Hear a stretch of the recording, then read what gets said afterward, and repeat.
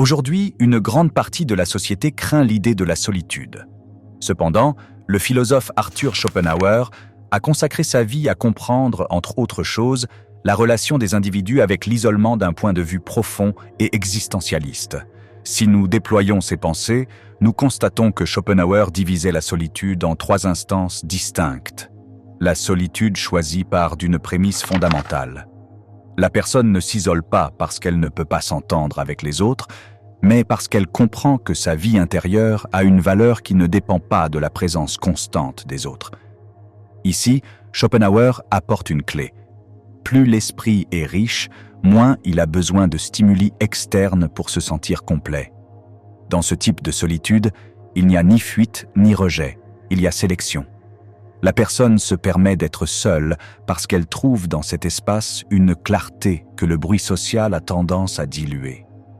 Elle continue d'apprécier les autres, mais elle mesure soigneusement quels liens nourrissent réellement sa stabilité mentale.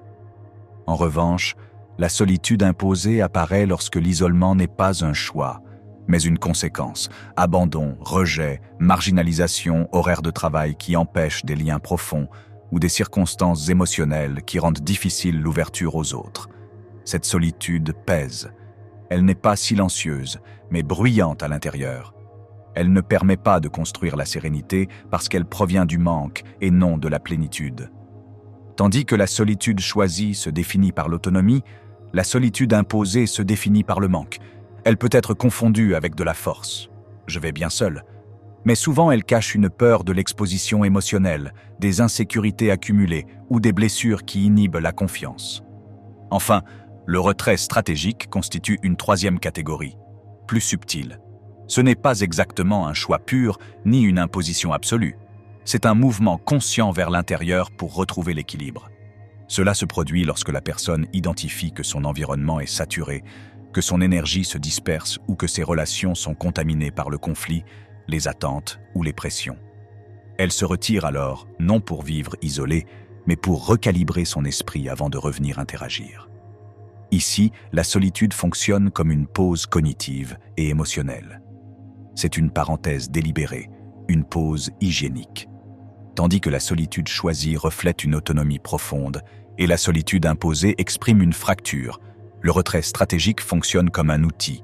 Il ne cherche pas à vivre sans les autres, mais à mieux coexister après un repli nécessaire.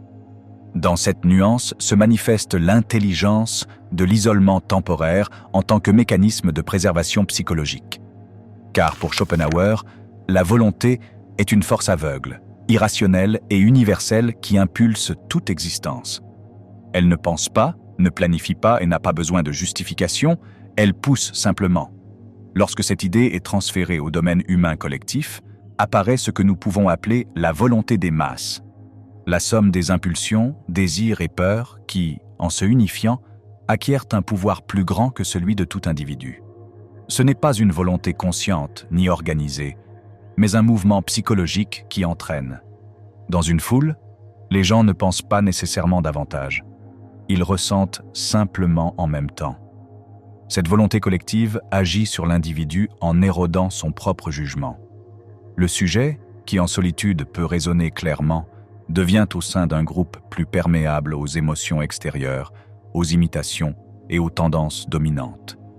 Schopenhauer soutenait que la plupart des gens ne cherchent pas la vérité, mais l'approbation. Et la masse fournit justement un espace où la pensée critique s'affaiblit et où la conformité devient confortable. L'individu, pour ne pas se retrouver exclu, ajuste son comportement à ce que le collectif souhaite, bien qu'il ne comprenne pas forcément ce désir lui-même. La volonté des masses amplifie également des impulsions qui normalement seraient modérées. L'indignation devient furie, l'excitation devient fanatisme, la sympathie devient idolâtrie. L'individu se trouve subordonné à un rythme émotionnel qu'il ne contrôle pas. C'est pourquoi, pour Schopenhauer, la véritable indépendance mentale exige de se distancer de la foule. C'est seulement en dehors de l'influence collective que l'on peut retrouver la lucidité et l'authenticité que la masse, sans mauvaise intention, mais avec un pouvoir énorme, a tendance à estomper. Cela se manifeste concrètement dans l'idée de la conformité normative, démontrée par Solomon Asch, qui nous montre comment les gens ajustent leur comportement pour éviter le rejet social, même lorsqu'ils savent que le groupe a tort. Dans ces expériences, des individus parfaitement capables d'identifier une ligne correcte modifièrent leurs réponses pour ne pas détonner avec la majorité. Ce mécanisme opère au niveau émotionnel. La peur de la désapprobation pèse plus que la preuve. La personne sent que s'opposer menace son appartenance, et cette menace active une anxiété sociale suffisante pour obscurcir la clarté cognitive. La conformité informationnelle, quant à elle, survient lorsque l'individu suppose que les autres possèdent une information supérieure. Ici, le moteur n'est pas le désir de s'intégrer, mais le sentiment d'incompétence face à l'incertitude. Lorsqu'une situation semble ambiguë, on observe le groupe comme référence et le jugement propre est relégué. Ce mécanisme est particulièrement fort dans des contextes nouveaux, des situations de crise ou des domaines avec une autorité perçue. La personne internalise l'idée que « eux doivent savoir plus que moi » et finit par adopter des croyances ou des décisions qui ne sont pas réellement les siennes. L'effet spectateur ajoute un autre niveau. Il suggère que plus il y a de personnes présentes lors d'une urgence, moins il est probable que quelqu'un intervienne. La responsabilité se dilue.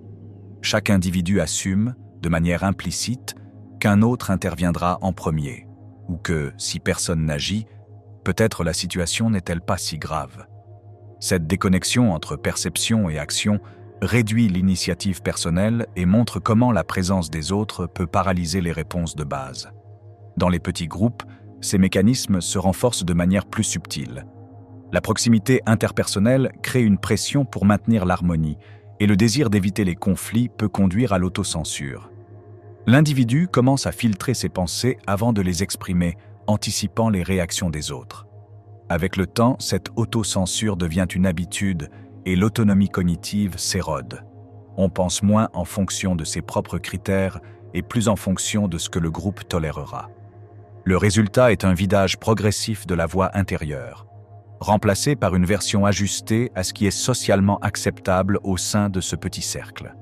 En effet, les effets du groupe sur l'intellect sont mesurables et constants dans diverses études psychologiques. Le premier est la réduction de la pensée critique. Lorsqu'une personne intègre un groupe stable, elle a tendance à évaluer moins l'information par elle-même et à s'appuyer davantage sur ce que la majorité considère déjà comme valable. Cette baisse se produit parce que le système cognitif priorise la sécurité sociale sur la précision logique. Être en désaccord peut créer de la friction, tandis que s'aligner évite les conflits. Le cerveau, de manière automatique, atténue les doutes internes pour maintenir la cohésion de l'environnement. Ainsi, des idées qui, en solitude, seraient remises en question, passent sans analyse approfondie dans le groupe. L'inhibition des idées contradictoires est un deuxième effet évident. Dans une dynamique de groupe, surtout s'il existe un leadership fort ou des normes implicites, les gens s'autocensurent avant d'exprimer des pensées qui défient le récit dominant. Ils ne le font pas par manque d'idées, mais par anticipation émotionnelle. Ils craignent des sanctions, de l'inconfort ou de se retrouver en position de minorité. Avec le temps, cette inhibition affecte non seulement l'expression, mais aussi la génération d'idées. L'individu cesse de penser à des alternatives, sachant qu'elles ne seront pas bien accueillies. L'esprit commence à fonctionner dans un cadre étroit et prévisible, modelé par les attentes du groupe.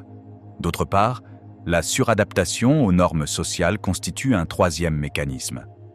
Lorsque l'appartenance devient importante, la personne ajuste son comportement au-delà de ce qui est raisonnable pour ne pas détonner. Elle modifie sa façon de parler, ses goûts, ses opinions politiques ou culturelles, voire son style émotionnel. Cette adaptation continue crée une usure cognitive et diminue la spontanéité intellectuelle. L'énergie mentale est investie à maintenir la cohérence avec le groupe et non à explorer de nouvelles idées. L'imitation émotionnelle automatique complète le tableau. Les émotions se transmettent rapidement. Si le groupe est indigné, la personne ressent de l'indignation. Si le groupe s'enthousiasme, l'enthousiasme apparaît. Cette contagion déplace l'évaluation rationnelle des faits. L'individu réagit comme une partie d'un organisme collectif, et sa perception s'aligne sans réflexion préalable. Dans cet état, la capacité à penser avec une distance critique est encore réduite, car l'émotion extérieure remplace la sienne. La somme de ces effets engendre une perte progressive de l'indépendance intellectuelle, souvent imperceptible, jusqu'à ce que le contraste avec la solitude soit expérimenté. Selon ces préceptes philosophiques, un esprit supérieur détecte ces mécanismes plus rapidement car il est entraîné, de manière consciente ou intuitive, à observer les modèles avant de se laisser piéger par eux. Tandis que la majorité réagit à l'environnement social en s'adaptant sans le remettre en question, la personne intellectuellement plus aiguisée remarque les petits déplacements internes. Comment sa pensée devient moins nette, comment certaines idées cessent d'être exprimées par peur de déranger, comment l'émotion collective commence à influencer son jugement. Cette sensibilité à la perte d'autonomie fonctionne comme un signal d'alarme. Ce n'est ni de la misanthropie ni de la fragilité. C'est une perception précoce que quelque chose d'extérieur commence à façonner son critère. Une autre raison clé réside dans la relation que ces personnes entretiennent avec leurs propres pensées. Pour un esprit supérieur, la clarté intérieure n'est pas optionnelle. C'est le noyau à partir duquel il interprète le monde. Lorsqu'un groupe pousse explicitement quelqu'un à adopter des croyances, des tons émotionnels ou des comportements partagés, l'individu à haute capacité intellectuelle remarque la tension entre son raisonnement et le courant majoritaire. Cette dissonance n'est pas vécue comme un simple désaccord, mais comme un risque réel de contamination cognitive. Au lieu d'insister pour convaincre ou s'intégrer, il choisit de préserver son jugement en se retirant dans un espace où ses idées peuvent se développer sans interférence. La rapidité avec laquelle ces dynamiques sont détectées provient également d'une connaissance plus profonde de soi. Ce type de personne reconnaît quand la conformité commence à agir, quand son jugement devient plus doux pour éviter le rejet, quand l'émotion du groupe menace de remplacer sa propre évaluation rationnelle. Tandis que d'autres peuvent mettre des mois ou des années à remarquer qu'ils ont perdu leur voix intérieure, l'esprit supérieur le remarque en quelques heures ou quelques jours. Et au lieu de résister de l'intérieur, il se distance pour retrouver la perspective. C'est pourquoi son isolement ne provient pas de l'incapacité sociale. Il ne se retire pas parce qu'il ne peut pas vivre avec les autres, mais parce qu'il comprend le coût invisible de le faire sans filtre. La solitude volontaire, dans ce contexte, est un mécanisme de préservation, une manière de maintenir intacte l'indépendance de pensée que le groupe, même sans mauvaise intention, tente à éroder. Dans cet espace propre, l'esprit se réécoute lui-même, se recalibre et se fortifie, avant de décider s'il doit revenir participer ou rester à l'écart. Lorsque nous isolons les individus des dynamiques globales ou de groupe, nous trouvons que leur individualité est composée, ou du moins différenciée en deux parties. L'individualité authentique se construit de l'intérieur. Elle émerge de la réflexion personnelle, de la conscience de ses propres limites, talents, désirs et principes. C'est un processus lent et parfois inconfortable, car il oblige à affronter des contradictions internes et à assumer la responsabilité de ce que l'on pense et de ce que l'on est. Philosophiquement, cette individualité représente une cohérence entre la vie intérieure et le comportement extérieur. Elle ne dépend pas de l'approbation de l'environnement, elle repose sur la conviction.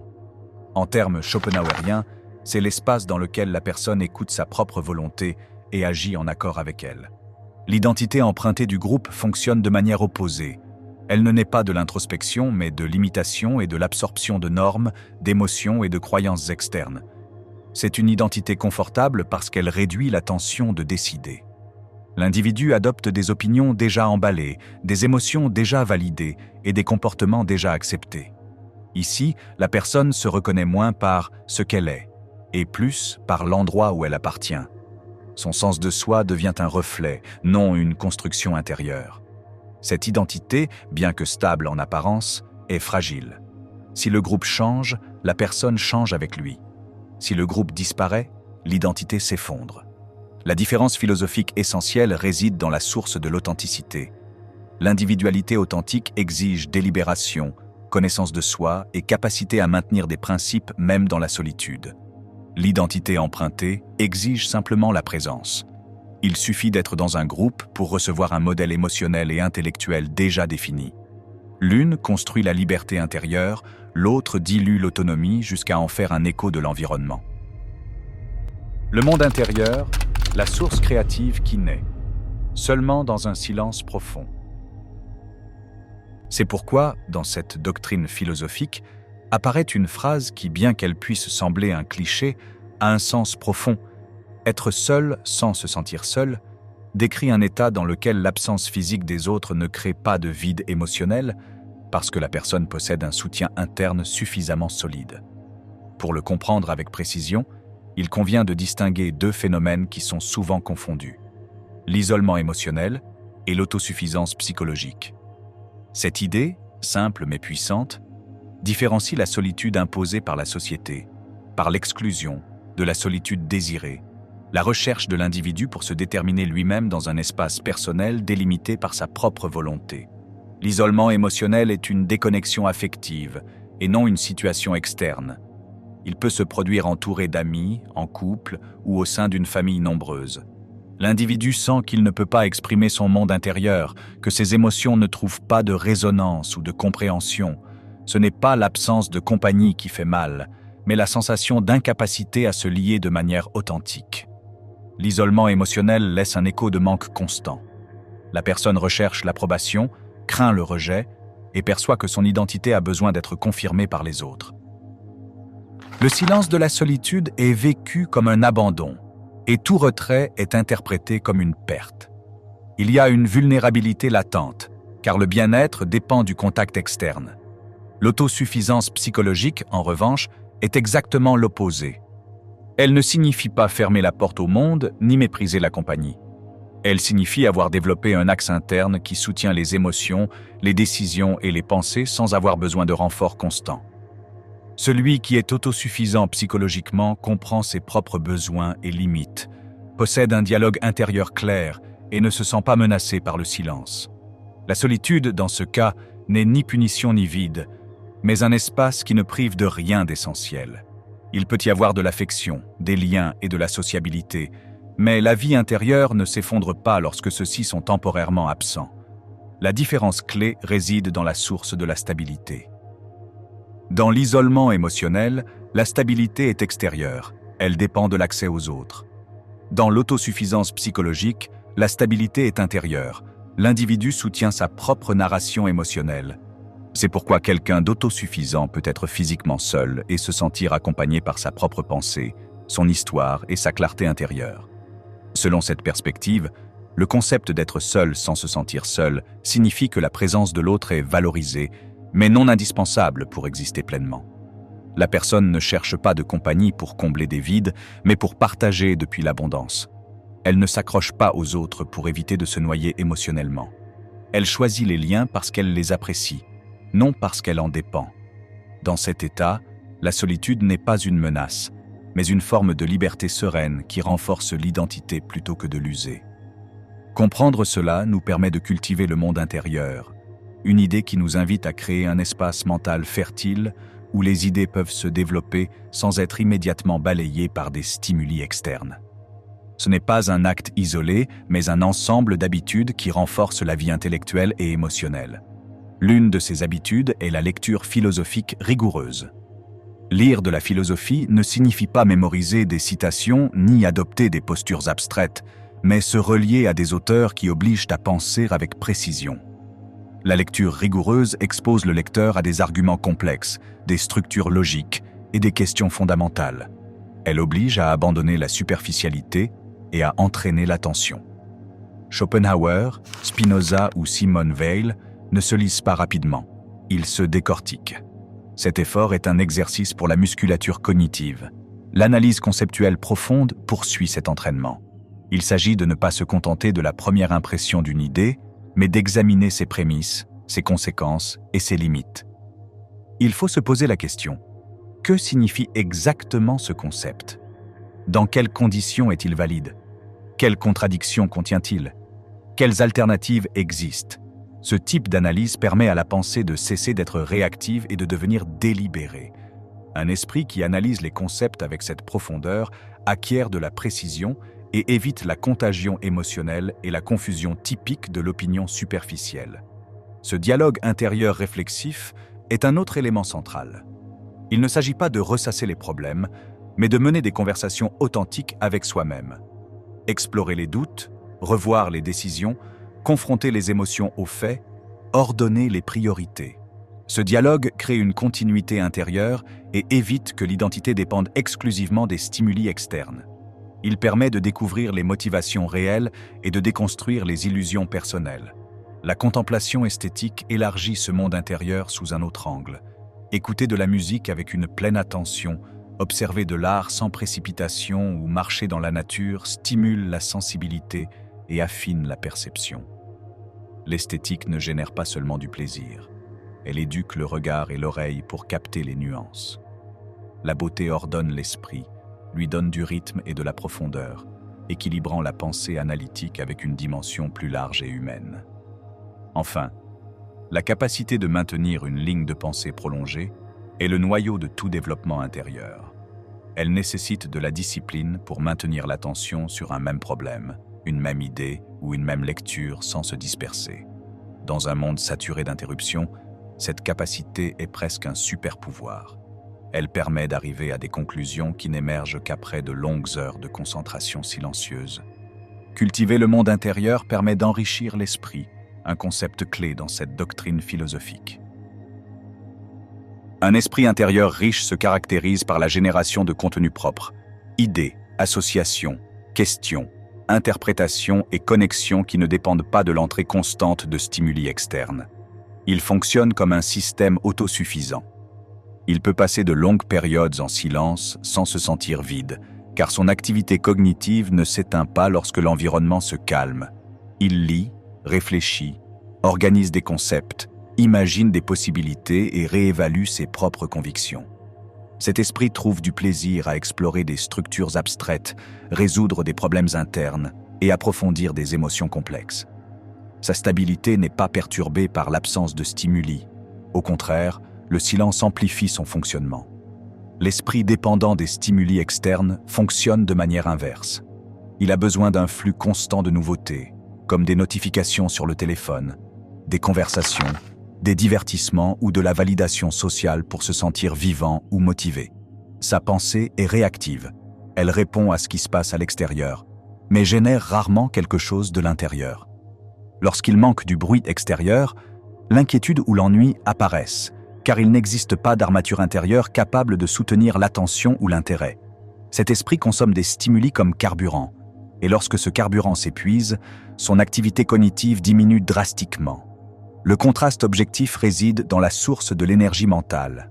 Dans l'esprit riche, l'énergie provient de l'intérieur, de la pensée propre, de la curiosité, de l'imagination et de la réflexion.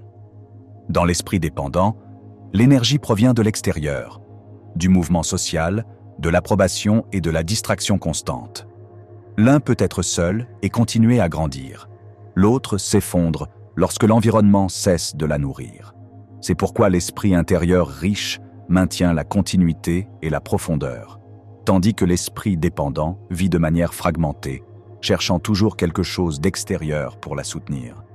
Si nous analysons la société contemporaine sans porter de jugement de valeur, nous pouvons facilement voir que beaucoup de personnes éprouvent de l'anxiété lorsqu'elles sont seules, car la solitude expose directement la structure, ou le manque de structure, de leur monde intérieur. Lorsqu'il n'y a pas de cadre mentaux solide, le silence devient un espace désordonné où les émotions, les préoccupations et les pensées inachevées émergent sans filtre. La personne ne sait pas quoi faire de ce flot interne car elle n'a jamais développé d'outils pour l'organiser. Ainsi, la solitude n'est pas vécue comme un repos, mais comme un désordre, un terrain où l'esprit se retrouve sans guide. L'absence d'intérêt profond aggrave ce phénomène. Lorsque l'identité repose principalement sur des stimuli externes tels que les relations, les routines sociales et le divertissement constant, la solitude laisse l'individu sans ancrage. Il n'y a pas d'idées à explorer, de projets à poursuivre, de curiosité à activer, ni d'activités significatives pour structurer le temps. Cela crée une sensation immédiate de vide, comme si le monde intérieur était une pièce sans meubles. L'anxiété apparaît parce que la personne sent qu'il n'y a rien à l'intérieur et craint d'affronter cette perception. L'incapacité à tolérer le silence intérieur complète le tableau. Le silence n'est pas simplement l'absence de son, c'est l'absence de distraction. Il oblige à écouter des pensées que l'on évite normalement par l'occupation constante. Beaucoup de personnes redoutent cette rencontre car elles sentent que le silence leur révèle des insécurités, des contradictions, des désirs non résolus ou des états émotionnels qu'elles préfèrent maintenir hors de la conscience. Ne pratiquant pas le dialogue intérieur ni le traitement des émotions sans soutien externe, le silence devient un déclencheur. La doctrine schopenhauerienne nous offre des outils pour éviter cette angoisse sociale, car elle soutient que la solitude peut fonctionner comme un entraînement cognitif de grande précision lorsque l'esprit sait l'utiliser. En l'absence de stimuli externes, le système attentionnel se réorganise. Il cesse de répondre à l'environnement et s'oriente vers l'intérieur. L'un des premiers effets est un meilleur accès à la mémoire autobiographique. Sans interruption, l'esprit peut parcourir les événements passés avec plus de cohérence, reconstruire des séquences, détecter des modèles émotionnels et réinterpréter des expériences. Cela ne se produit pas avec la même profondeur en compagnie, car la présence d'autres fragments l'attention et active des mécanismes d'adaptation sociale. En solitude, la mémoire devient plus continue et détaillée, permettant de mieux comprendre sa propre histoire. La consolidation des idées est un autre avantage clé. De nombreuses notions qui semblent confuses ou incomplètes au milieu du bruit social s'organisent lorsque l'esprit entre dans un état de concentration solitaire. Des concepts dispersés commencent à se connecter, des hypothèses prennent forme, des intuitions se transforment en raisonnements articulés. Cette consolidation se produit grâce à la solitude qui permet des processus d'incubation cognitive. Le cerveau intègre les informations antérieures sans interférence, générant des conclusions qui émergent difficilement dans des contextes saturés d'interactions. Au niveau émotionnel, la solitude réduit la contamination affective. En ne recevant pas d'états émotionnels extérieurs, comme l'enthousiasme, l'irritation ou l'anxiété, la personne peut évaluer ses propres émotions avec clarté. Elle ne réagit pas par contagion, mais par introspection. Cette clarté émotionnelle permet de distinguer ce que l'on ressent réellement et quelles émotions proviennent de l'environnement. Ce type de discernement est fondamental pour une santé mentale stable et pour prendre des décisions fondées sur soi-même. Les esprits intelligents convertissent la solitude en un espace de travail intellectuel parce qu'ils comprennent que la pensée profonde nécessite continuité, température interne et absence d'interruption. En solitude, ils peuvent maintenir une ligne réflexive pendant des minutes ou des heures, explorer des couches successives d'une même idée et permettre à la pensée d'atteindre des niveaux d'abstraction et de précision impossibles dans des contextes sociaux. De plus, la solitude offre une liberté structurelle. Il n'est pas nécessaire de simplifier les arguments, d'ajuster les opinions pour être compris ou de freiner des associations complexes qui pourraient sembler exagérées dans une conversation. Pour un esprit intelligent, la solitude n'est pas un vide, mais un laboratoire. Là, les idées s'organisent, les hypothèses sont testées, les croyances sont remises en question, les émotions sont examinées et des futurs possibles sont projetés. L'autonomie cognitive fleurit parce que l'attention cesse de se défendre du bruit externe et se consacre entièrement à la construction de sa propre pensée. Ainsi, la solitude se transforme en un environnement privilégié où l'intelligence peut s'étendre sans limite sociale ni interférences émotionnelles. Mais pour vraiment profiter de la solitude, il est fondamental de différencier le loisir passif ou superficiel du loisir actif ou formateur. Pour Schopenhauer, tous les loisirs ne sont pas égaux. Il existe un loisir superficiel qui divertit sans enrichir et un loisir formateur qui nourrit la vie intérieure et renforce l'esprit, bien qu'il exige une participation active, une exploitation de la part de l'individu. La distinction réside dans la qualité du contenu avec lequel la personne remplit son temps libre et dans l'effet que ce contenu produit sur sa structure mentale. Le loisir superficiel est passif. Il cherche à anesthésier, pas à éveiller. Il inclut des activités qui ne produisent qu'une distraction momentanée. La consommation compulsive de divertissement, des conversations vides, des stimuli rapides qui remplissent le temps, mais ne laissent aucune trace. Schopenhauer observait que la plupart des gens ont besoin de ce type de loisir parce que leur monde intérieur est pauvre. Sans distraction extérieure, ils se sentiraient vides ou inquiets. Pour eux, le loisir fonctionne comme une échappatoire d'eux-mêmes. Mais ce loisir ne développe aucun muscle intellectuel ou émotionnel. Il repousse à peine l'ennui, qui reviendra dès que les stimuli cesseront. Le loisir formateur, en revanche, est actif. Il ne se limite pas à passer le temps, mais à l'employer dans des activités qui étendent l'esprit. Lecture approfondie, études autodirigées, contemplation esthétique, écriture, introspection ou réflexion philosophique. Pour Schopenhauer, ce type de loisir est le privilège de ceux qui possèdent une vie intérieure riche, car ils trouvent du plaisir dans des activités qui ne dépendent pas de l'excitation extérieure. Le loisir formateur n'anesthésie pas, il transforme. Il permet de développer un jugement propre, de renforcer la concentration, d'élargir les connaissances et de raffiner la sensibilité. Indépendance intellectuelle, la pensée originale qui naît loin du groupe. Bien que le loisir formateur nous permette de renforcer l'imagination et de créer des pensées uniques, la dynamique de groupe peut inhiber cette capacité. En fait, la réduction de la pensée originale en présence des autres est un phénomène psychologique bien documenté et très facile à observer dans la vie quotidienne. Cela se produit parce que l'esprit social active des mécanismes de surveillance et d'autocontrôle qui, bien qu'utiles pour vivre en société, interfèrent directement avec la créativité et l'authenticité intellectuelle. Le premier de ces mécanismes est l'autocensure. En présence des autres, la personne filtre ce qu'elle pense avant de l'exprimer. Elle écarte les idées trop risquées, élimine les opinions qui pourraient provoquer des frictions et atténue toute proposition qui s'écarte du consensus. Cette taille mentale n'affecte pas seulement ce qui est dit, elle affecte ce qui est pensé. Avec le temps, l'esprit cesse de produire certaines idées car il anticipe qu'elles n'auront pas un endroit sûr pour se présenter. La recherche d'approbation ajoute une autre couche d'inhibition. L'interaction sociale active le besoin d'être accepté, compris et valorisé. Bien que ce besoin soit naturel, il exerce une pression sur l'originalité. L'individu commence à modeler ses pensées en fonction de ce qu'il croit que l'environnement célébrera. Au lieu de penser pour comprendre, il pense pour plaire. L'objectif n'est plus la vérité ni la clarté intellectuelle, mais la validation. L'originalité, qui dépend de la liberté intérieure, devient secondaire face au désir de s'intégrer. L'évaluation sociale constante intensifie encore ce processus. En présence des autres, l'esprit se divise entre l'idée qu'il veut développer et l'évaluation simultanée de la façon dont cette idée sera reçue. Cette surveillance réduit les ressources cognitives essentielles à la pensée profonde. La personne s'observe elle-même pendant qu'elle parle, calcule les réactions possibles, calibre son ton et ajuste chaque mot. Cette dépense mentale empêche de maintenir des lignes de pensée complexes et rend difficile l'exploration des idées jusqu'à leurs dernières conséquences. L'attention n'est pas centrée sur la question qui est recherchée, mais sur le jugement imaginé des autres.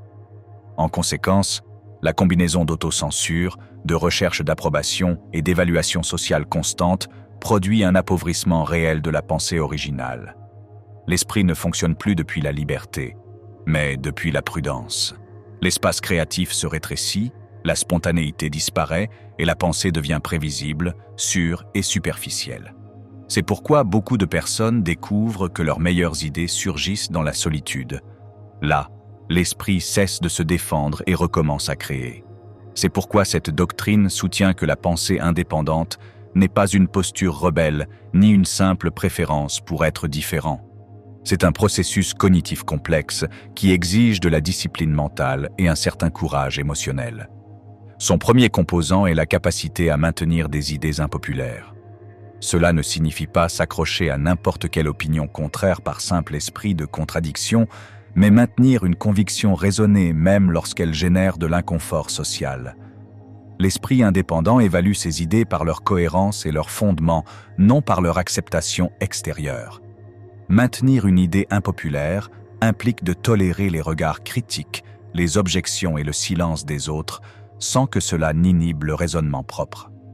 Le deuxième composant est l'exploration d'hypothèses non validées. La pensée indépendante se dirige vers des territoires où la majorité préfère ne pas entrer, des questions sans réponse, des possibilités qui n'ont pas encore de preuves suffisantes, des connexions qui semblent audacieuses. Ce n'est pas une pensée fantasque, mais une pensée exploratoire.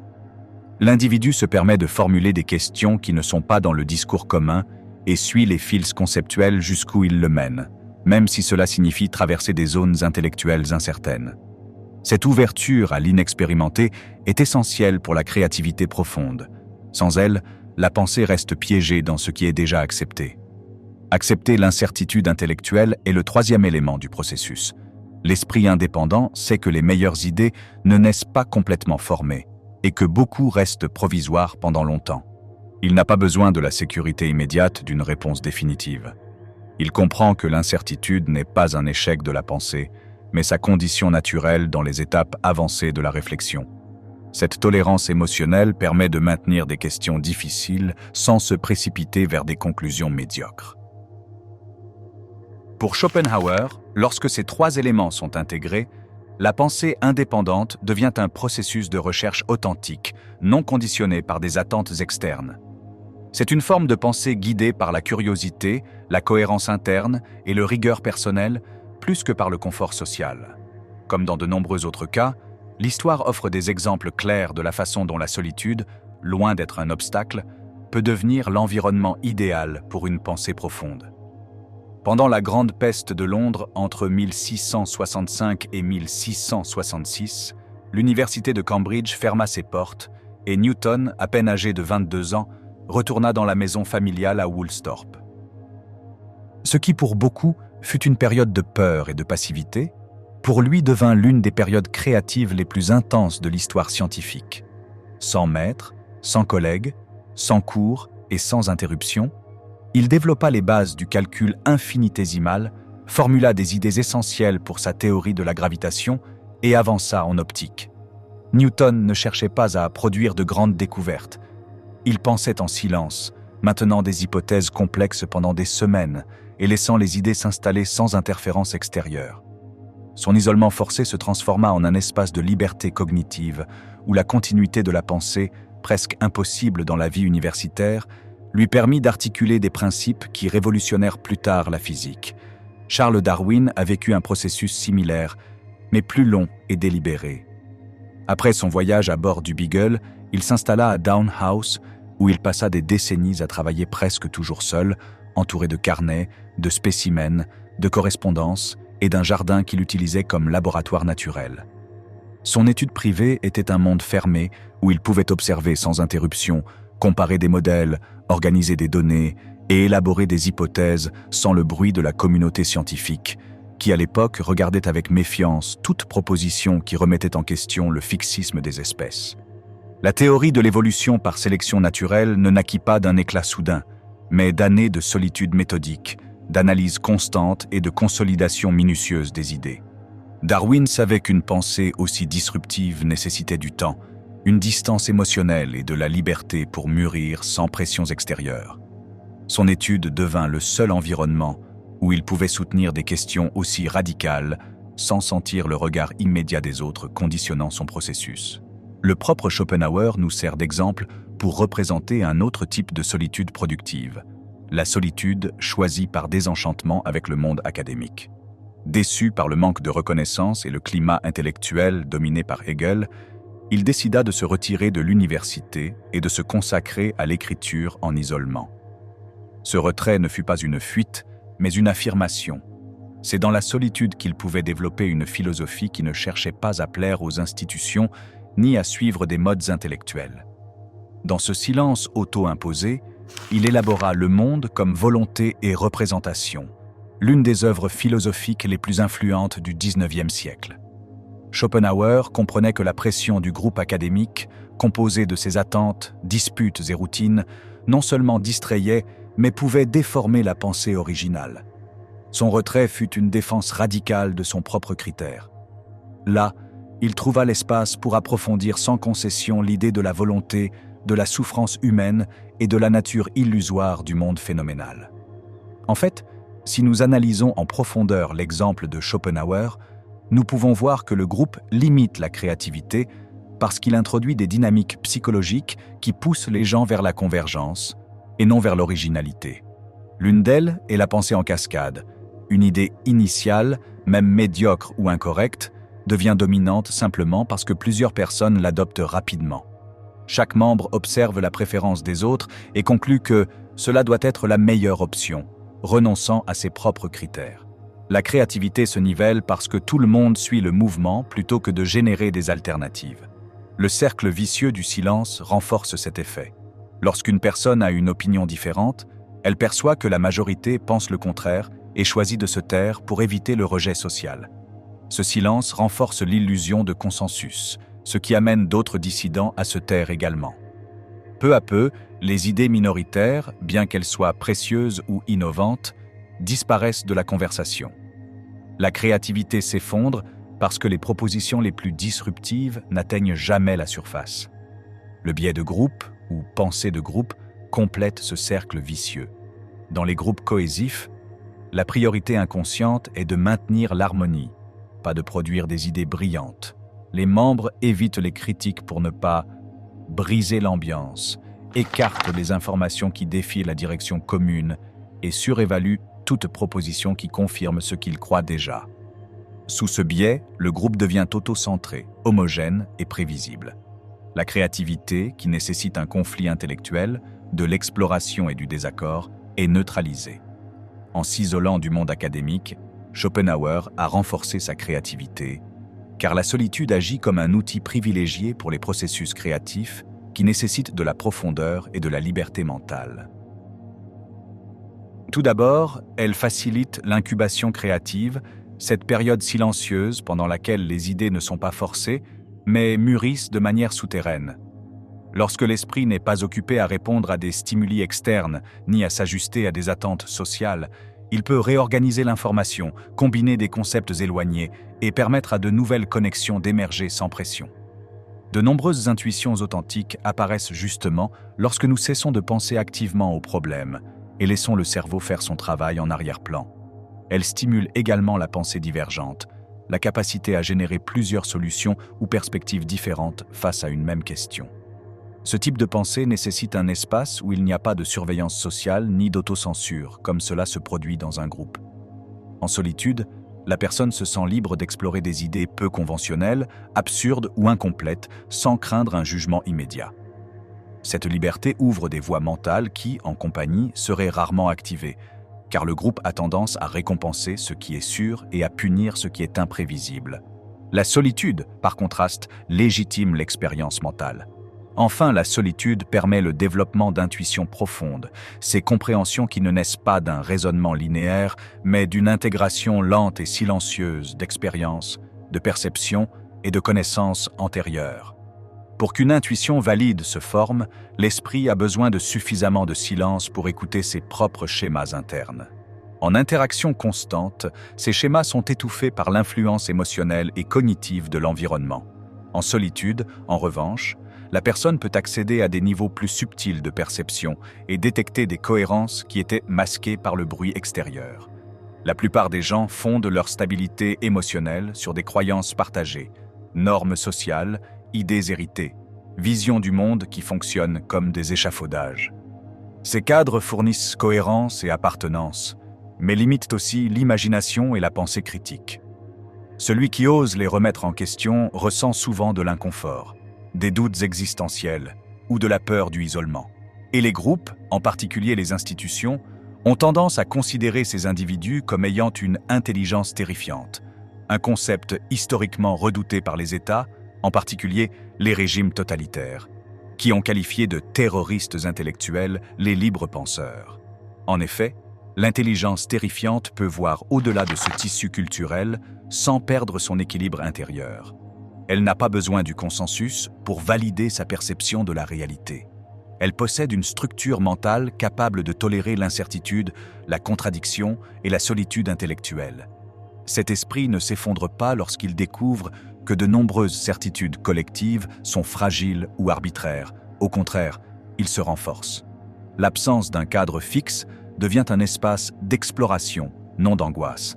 Penser en dehors des cadres culturels implique de remettre en question les narrations dominantes, de déconstruire les présupposés émotionnels et de considérer des possibilités que d'autres écartent parce qu'elles sont jugées inconfortables. Cela nécessite une indépendance cognitive qui ne s'acquiert pas automatiquement. Elle se cultive par une réflexion continue, une rigueur intellectuelle et une relation mature avec sa propre vulnérabilité. L'intelligence terrifiante ne fuit pas les questions qui peuvent déstabiliser, elle les traverse. Cette capacité intimide non pas parce qu'elle est froide ou arrogante, mais parce qu'elle libère l'individu de la dépendance psychologique du groupe. Celui qui pense ainsi semble habiter un niveau d'autonomie qui défie les attentes sociales. Il n'a pas besoin que le monde s'accorde avec lui pour se maintenir. Aux yeux des autres, cette liberté mentale semble perturbante. À ses propres yeux, c'est simplement le prix et le privilège d'un esprit véritablement indépendant. Cette indépendance intellectuelle implique la capacité de penser par soi-même, d'évaluer des idées sans avoir besoin de l'approbation sociale et de maintenir des conclusions même lorsque celles-ci sont impopulaires. Elle requiert une discipline cognitive, une rigueur dans l'analyse et une relation honnête avec l'incertitude. La personne intellectuellement indépendante ne rejette pas les opinions extérieures par fierté, mais les examine avant de les adopter. Son autonomie vient du travail intérieur. Lire, réfléchir, confronter des arguments, réviser des croyances et être prêt à changer lorsque l'épreuve l'exige. C'est un processus profond, silencieux et exigeant. L'individualisme superficiel, en revanche, est une posture esthétique plus qu'une conviction solide. Il s'exprime par le désir de « être différent » sans véritable fondement réflexif. L'individu se distance du groupe non pas parce qu'il a élaboré une pensée propre, mais parce qu'il recherche une différenciation symbolique, des opinions rebelles sans analyse, un rejet automatique du commun, une recherche d'identité à travers des gestes visibles et non des idées solides. Cet individualisme dépend, paradoxalement, du même groupe duquel il cherche à se séparer, car il a besoin du regard extérieur pour se valider comme original. Économie de l'attention, protéger l'énergie mentale pour penser mieux. Mais cette doctrine de la pensée ne repose pas uniquement sur des abstractions complexes ou des changements profonds à long terme, elle soutient que nous avons un outil immédiat pour changer intellectuellement. L'attention est l'une des ressources les plus limitées de l'être humain. Bien que nous ayons tendance à l'imaginer comme quelque chose de flexible et inépuisable, en réalité, elle fonctionne comme un système à capacité finie, très similaire à une bande passante mentale. Seule une quantité réduite d'informations peut être traitée consciemment à un moment donné, et toute exigence supplémentaire entre en concurrence pour cet espace. Le concept de charge cognitive explique cette limite. Chaque tâche comme penser, se souvenir, décider, inhiber les impulsions ou interpréter les émotions des autres consomme une partie de cette ressource. Lorsque la charge dépasse notre capacité, la performance mentale chute. Nous devenons plus impulsifs, moins précis et plus vulnérables aux distractions. L'esprit ne faillit pas par manque d'intelligence, mais par saturation. Dans des contextes sociaux où nous devons surveiller les réactions, ajuster le discours, interpréter des signaux et maintenir la cohérence, la charge cognitive explose. C'est pourquoi il est si difficile de penser profondément devant les autres. La bande passante mentale est une autre façon de comprendre cette limite. De la même manière qu'une connexion Internet ralentit lorsque trop de dispositifs se connectent, l'esprit devient plus maladroit lorsque trop de tâches internes entrent en compétition simultanément. Les préoccupations, les interruptions, le bruit émotionnel, les exigences sociales et les stimuli constants réduisent la bande passante disponible pour les processus complexes, comme raisonner clairement, se souvenir de détails importants ou créer de nouvelles idées. Un esprit saturé ne peut pas approfondir ni maintenir une ligne de pensée pendant longtemps. De plus, l'attention n'est pas seulement limitée, elle est vulnérable. Tout stimulus attirant, qu'il s'agisse d'un message ou d'un geste social, peut la capturer complètement, déplaçant des tâches importantes. Ce coût du changement est élevé. Chaque fois que l'attention est interrompue, une partie du fil de pensée en cours est perdue, et l'esprit doit le reconstruire en revenant, consommant encore plus de ressources. Comprendre l'attention comme une ressource limitée a des implications profondes. Cela signifie que la qualité de la pensée dépend autant de l'intelligence que de la gestion de l'environnement. Un esprit brillant dans un contexte de bruit constant fonctionne moins bien qu'un esprit moyen dans un contexte ordonné. C'est pourquoi la solitude et le silence ne sont pas des luxes, mais des conditions d'efficacité cognitive. Ils libèrent de la bande passante, réduisent la charge inutile et permettent à l'attention de se concentrer sur l'essentiel. Là, l'esprit déploie sa véritable capacité. D'autre part, l'interaction sociale épuise l'énergie mentale parce qu'elle active simultanément plusieurs processus cognitifs exigeants, même dans des conversations apparemment simples. Le premier est la surveillance émotionnelle. Lors de l'interaction, nous ajustons continuellement notre ton, nos expressions, notre intensité émotionnelle et nos réactions pour maintenir l'harmonie avec l'autre. Ce réglage fin nécessite de détecter des signaux subtils comme des changements dans la voix, la posture ou même des micro-gestes, et d'adapter notre comportement en temps réel. Bien que cela devienne automatique avec la pratique, cela consomme des ressources attentionnelles et une charge cognitive. L'esprit fonctionne comme un radar constant, évaluant si nous sommes appropriés, clairs, sympathiques ou compréhensifs. Le deuxième processus est l'empathie cognitive, la capacité d'inférer ce que l'autre personne pense, ressent ou attend. Contrairement à l'empathie émotionnelle, l'empathie cognitive implique un effort délibéré pour modéliser l'esprit de l'autre. Que va-t-il interpréter? Comment pourrait-il réagir si je dis cela? De quoi a-t-il besoin en ce moment?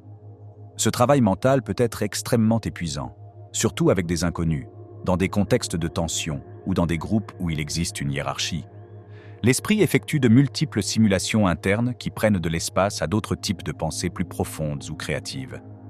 Le troisième composant est l'analyse situationnelle constante.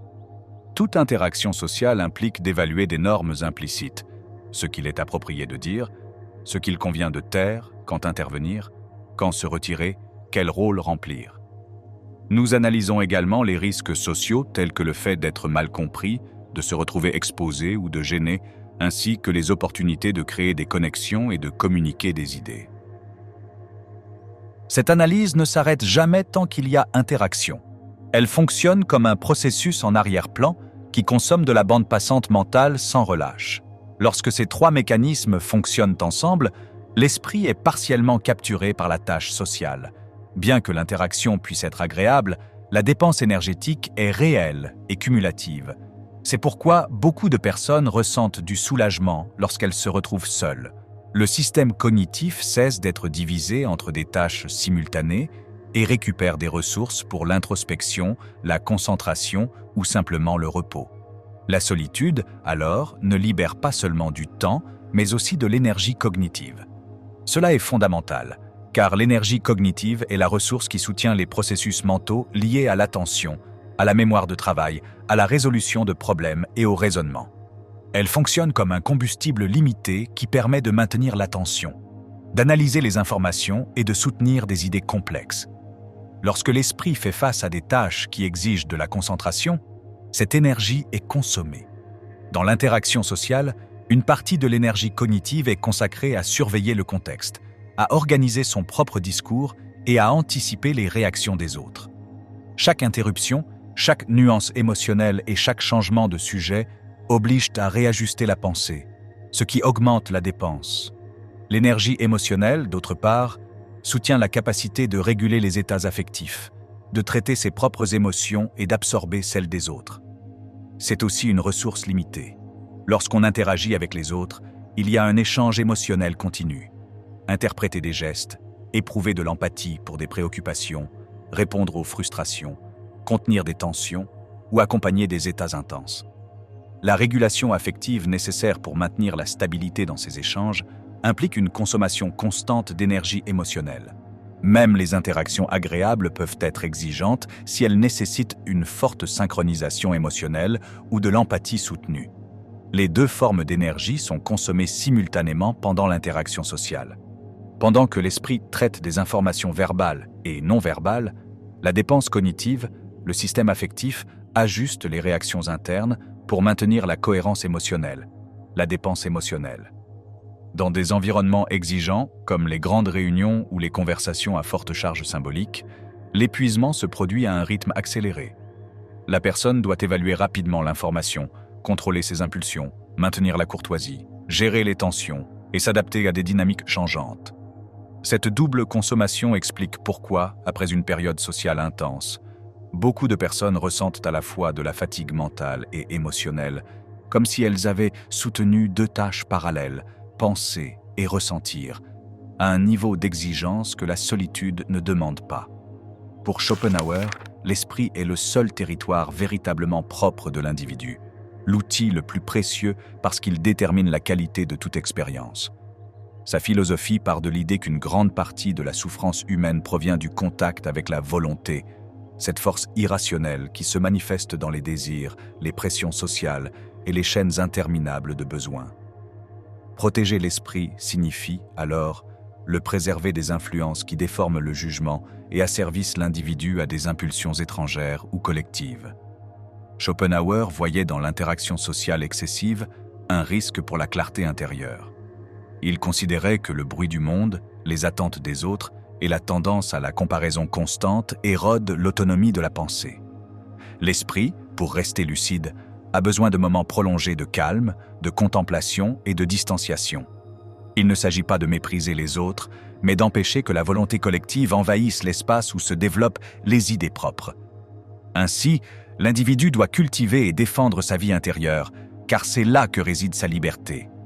Un esprit qui ne se protège pas devient vulnérable à la distraction, à l'imitation et à la dépendance émotionnelle.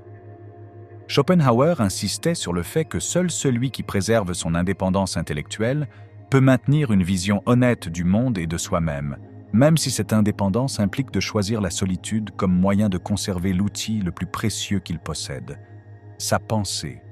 En fait, cela se reflète dans l'histoire même de Schopenhauer, qui organisait sa vie quotidienne avec une précision presque ascétique pour protéger son énergie mentale et éviter toute interférence qui pourrait disperser son attention. Ces promenades solitaires étaient une partie essentielle de cette méthode. Il marchait tous les jours à la même heure, généralement sur des chemins tranquilles, car il considérait que le mouvement rythmique du corps facilitait la clarté de la pensée. La promenade n'était pas un loisir, c'était une extension de son travail philosophique. Là, il élaborait des idées, résolvait des doutes conceptuels et observait attentivement le monde sans avoir à interagir avec lui. Cette distance physique et émotionnelle lui permettait d'oxygéner sa pensée et d'éviter l'épuisement cognitif produit par les interactions sociales. Une autre routine fondamentale était ses repas en solitaire. Schopenhauer détestait les conversations futiles, surtout pendant les repas, car il sentait qu'elles fragmentaient la concentration acquise durant les heures d'études.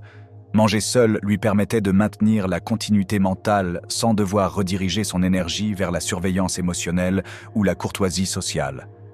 À son avis, la digestion nécessite du calme, et l'esprit aussi.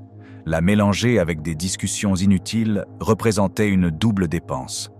Pour lui, le silence était une ressource nutritive tant pour le corps que pour l'intellect. Le troisième pilier était son emploi du temps strict dédié à la réflexion sans interruption. Schopenhauer structurait sa journée en blocs consacrés exclusivement à la lecture, à l'écriture ou à la réflexion. Il évitait les visites, rejetait les engagements et maintenait un rythme presque monastique. Il croyait que la profondeur philosophique ne naît pas de moments dispersés, mais de longues heures de continuité intérieure. Même de petites interruptions, comme des bruits, des conversations ou des tâches quotidiennes, dispersaient ce qu'il appelait la température de la pensée, cette concentration dense qui permet d'explorer une idée jusqu'à ses racines. C'est pourquoi sa vie sociale était minimale et ses routines étaient conçues pour que la volonté des autres ne traverse pas son espace mental. Une analyse approfondie de la routine de Schopenhauer nous permet de déduire que les personnes intelligentes ne priorisent pas par quantité, mais par la qualité de l'impact cognitif et émotionnel que chaque activité apporte. Cette sélection n'est ni élitiste ni froide. Elle répond au besoin de protéger une ressource limitée, comme l'attention, et de conserver la clarté intérieure qui soutient leurs pensées. C'est pourquoi ces relations, projets et routines suivent un critère différent de celui de la majorité. Tout d'abord, elles recherchent des relations de grande valeur intellectuelle. Il ne s'agit pas de s'entourer d'experts ou d'académiciens, mais de personnes ayant une profondeur mentale, curieuse, réfléchie, capable de tenir une conversation qui élargit les perspectives. L'intelligence ici se manifeste dans le choix. Elles préfèrent des liens où elles peuvent échanger des idées sans censure, explorer des doutes, discuter honnêtement et se développer mutuellement. Elles évitent les relations basées uniquement sur le divertissement, le drame ou la validation superficielle, car elles savent que ces dynamiques consomment de l'énergie sans apporter de croissance. Elles valorisent l'authenticité et la capacité de penser ensemble. Deuxièmement, elles privilégient les projets créatifs, qu'ils soient professionnels ou personnels. Un projet créatif ne signifie pas nécessairement de l'art. Cela peut être de la recherche, de l'écriture, de l'entrepreneuriat, de l'analyse conceptuelle, du design, ou toute tâche nécessitant imagination et structure. Les personnes intelligentes comprennent que leur développement dépend de leur implication dans des processus qui exigent innovation, réflexion et persévérance. La créativité sert de renforcement cognitif. Elle oblige à intégrer des connaissances, à maintenir des lignes de pensée prolongées et à faire face à des problèmes complexes. C'est pourquoi elles choisissent des projets qui produisent de l'expansion, pas une simple occupation. Le troisième axe concerne les activités qui augmentent la profondeur cognitive. Cela inclut la lecture exigeante, l'auto-apprentissage, la contemplation, l'écriture réflexive, la recherche silencieuse et toute pratique qui affine la capacité de concentration. Ces activités ne génèrent pas de gratification immédiate, mais elles construisent un esprit plus robuste et flexible. La personne intelligente privilégie ce qui renforce sa stabilité mentale à long terme, plutôt que les stimuli rapides. Elle sait que la profondeur ne se construit pas à l'improviste. Elle se forme. Ces priorités révèlent un modèle constant. Les personnes intelligentes orientent leur vie vers des environnements où l'esprit peut grandir et non simplement se divertir. Et prendre conscience de nos schémas de comportement superficiels devient une tâche de plus en plus fondamentale, car la dispersion moderne n'est pas un accident. Elle est le résultat d'un environnement conçu pour fragmenter l'attention. Le multitâche, le bruit constant et la surcharge de stimuli forment un écosystème où penser profondément devient exceptionnel, presque contre-culturel. La promesse selon laquelle faire plusieurs choses en même temps augmente la productivité est l'une des illusions les plus répandues. En réalité, le multitâche n'existe pas au sens strict. Ce que nous faisons, c'est changer de tâche de manière accélérée, et chaque changement a un coût cognitif.